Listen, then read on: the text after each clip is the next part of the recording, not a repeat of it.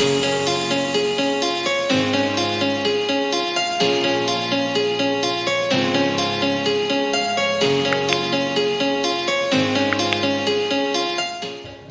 hello, we're at SM Global Catwalk and I've got Samina here on my left and we have Danny Lambo on my right. Can we start off with Samina saying a little bit about Danny and the fact that he supports us season after season after season? Well, you know, what can I say? I mean, Danny is a friend for life.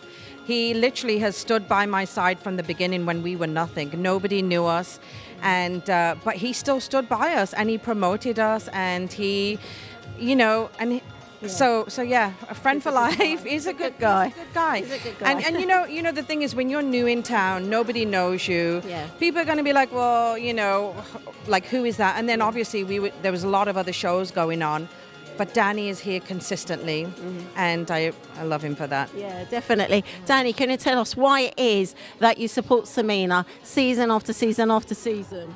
Well, you know, Aysen, I'm kind of a lastminute.com guy. I don't really have a diary planned out at all for the year, but there's 2 dates that are always fixed in my calendar, and that's the February show of Samina's and the September show, autumn, winter, and what's the other one? Spring, summer. So, you know, it's become like fixed in my diary because of the friendship, because of the great stuff she does for charity.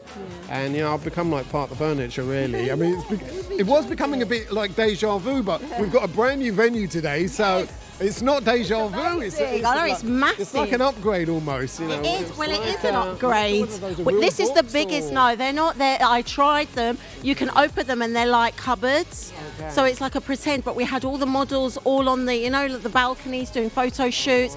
This is the biggest room because Samina is sold out, and the other rooms weren't big enough. Right. So yeah. They upgraded us. So we always do it on the second floor here, and then we move to the bigger room on the lower level. And then just yesterday, the hotel was like, you know what, we're going to give you the biggest room, and they set me up like overnight. Like, it was amazing, and we're sold out.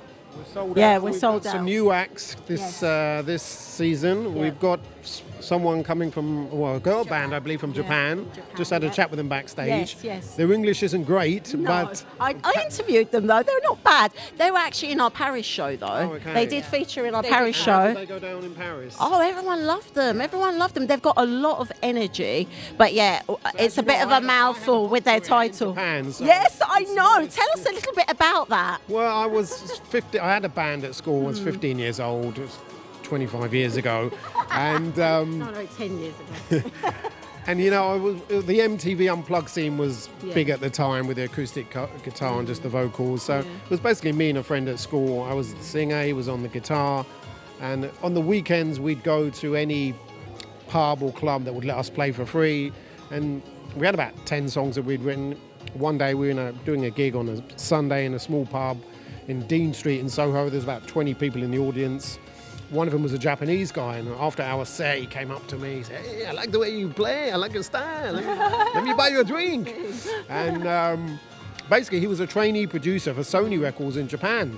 And one of his side projects that he'd been given was to find an unsigned UK band, bring them to Japan, and make them big in Japan. So we became that project. Wow. And literally a month later, we had a record deal with Sony in Japan. We flew to Japan. My headmaster, I walked out of school before my final exams. My headmaster said, "Where are you going, Danny?" I said, "I'm going to Japan to become a pop star."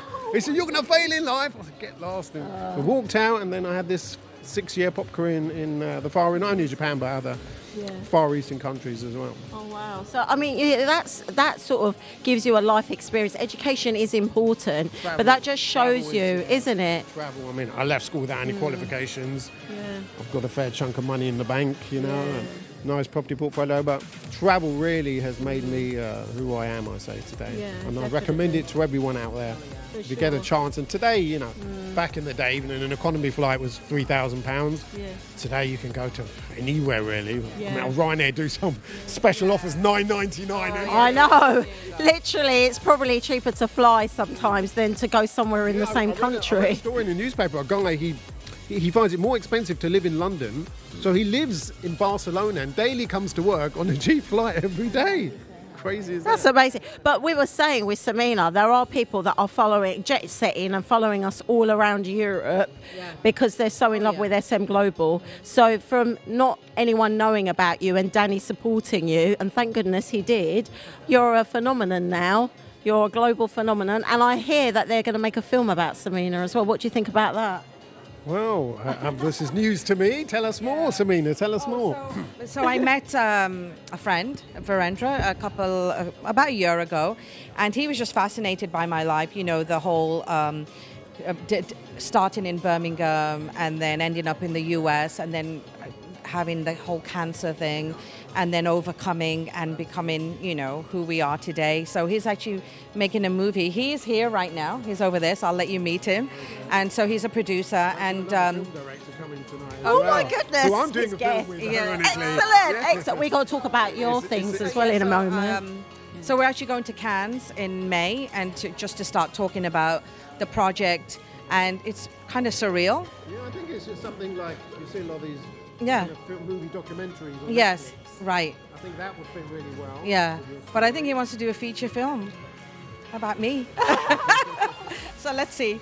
But I won't be acting because I'm not that great. Oh, I'm going to be acting. No one's taking my part. I'm going to play myself. Sorry. Yeah. I'm the actress here, so I'm going to be playing myself. Yes. You're in New York, right? I went to Delaware and I was an FBI agent with a British accent. But let's not go into that. I was acting. Yeah. No, I can do an American accent, but they didn't want it. I'm from Texas. Tennessee. I don't know. Texas, was that good? No. I'm much better at hosting at SM Global Catwalk. I think I'll stick to my accent. No, but it was fun, and yeah, I had a British accent, so it was fine. But anyway, yeah, it was good. So Thank you. I think you need to start. Yeah. So, Start our show. Thank you.